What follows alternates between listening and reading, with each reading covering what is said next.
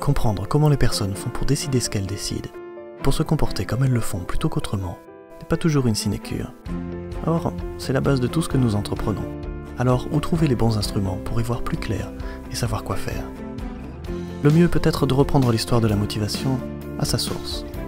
À cette époque pas si lointaine, où les personnes qui nous entourent ont fait des apprentissages majeurs.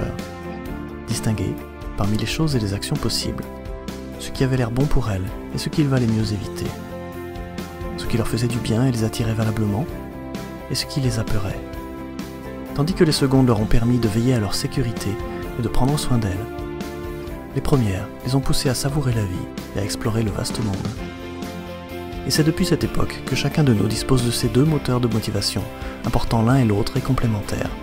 Et nous voici avec les fondements de toutes nos valeurs centrées sur nos besoins. Et toute la journée, tout ce que les personnes autour de vous vont décider, faire et ne pas faire, va être inspiré par ces valeurs et ces besoins. Bien sûr, beaucoup de moyens sont possibles pour les nourrir, ou tenter de les nourrir. Alors, selon ceux qu'il a trouvés, et selon qu'ils se sentent à l'aise ou pas avec eux, chacun aura bien souvent un choix à faire. Faire comme tout le monde, ou prendre les rênes. Dans les deux cas, toutefois, cela viendra enrichir l'expérience, et cette expérience éclairera les choix futurs. Selon les moyens que chacun s'est construit pour répondre à ses valeurs, celles-ci se rangent dans 3 catégories. Certaines sont pratiques pour réfléchir à des choses dont on n'a pas l'expérience. Elles inspirent souvent les discours, mais pas du tout les actions. Un jour peut-être. D'autres concentrent les décisions et les efforts sur lesquels on progresse vraiment. Plus fiables, ce sont elles, nos vraies valeurs du moment. Et enfin, celles que nous savons maintenant nourrir en pilote automatique et dont nous n'avons généralement plus conscience, se déplacer ou être reconnus par exemple. Elles ne se rappellent à notre bon souvenir que si elles sont bousculées, jusqu'à être à nouveau convenablement actualisées. À chaque nouvelle étape de la construction de ces valeurs, l'horizon d'une personne s'élargit. Elle devient capable de voir plus loin, à plus long terme, et se donne plus de moyens pour mieux se saisir de la complexité des choses. Et à mesure que ses centres d'intérêt grandissent, ses attitudes et sa vision du monde changent, et elle prend une place plus riche. C'est ainsi depuis la nuit des temps.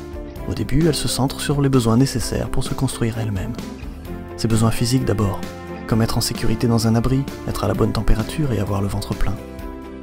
Puis ses besoins affectifs, avoir des relations, être reconnu, respecté, avoir une place. La plupart des gens passent une bonne partie de la journée et de l'énergie disponible à chercher cela.